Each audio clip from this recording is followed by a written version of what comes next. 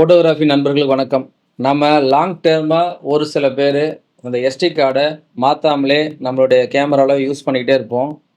அந்த மெமரி கார்ட நீங்க எடுத்து பார்த்தீங்கன்னா, அதிக தேய்மானமோ, டேமேஜ்டோ இருந்ததுன்னா, அந்த கார்ட நீங்க யூஸ் பண்றத தவிர்த்துக்குங்க. அப்படி நீங்க மேலும் கன்டினியூவா அத நீங்க பண்ணிக்கிட்டே இருக்கீங்கன்னா, என்னைக்கு வேணாலும் உங்களுடைய ஃபைல் வந்து கரப்ட் ஆகலாம்.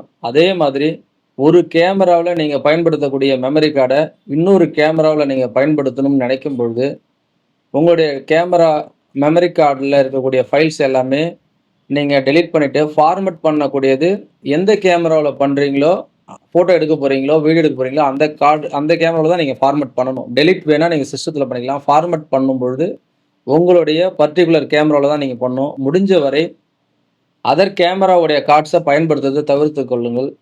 அது மட்டும் இல்லாம ஒரு எஸ்டி கார்டுங்கிறது ரொம்ப நீண்ட நாள் பயன்பாடுக்கு வராது. அதனால நம்மளுடைய ஃபைல் மிஸ் ஆச்சுன்னா, ஃபோட்டோகிராஃபில ஃபைல் மிஸ் ஆச்சுன்னா, நம்ப சந்திக்கக்கூடிய பிரச்சனைகள் பத்தி உங்களுக்கே தெரியும். அதுல அந்த பிஎஸ்டி ஃபைல்ஸு, மொபைல் டேட்டாஸ் மத்தபடி ஃபோட்டோஸ் வந்து எடிட் பண்ண ஃபோட்டோஸ் சேவ் பண்ணி வைக்கிறது, வீடியோஸ் எல்லாம் அதிலேயே காப்பி பண்ணி வச்சு, அதே மெமரி கார்ட எடுத்து கேமராவுல போடுறது. இந்த மாரி நெறைய நண்பர்கள் செய்றாங்க.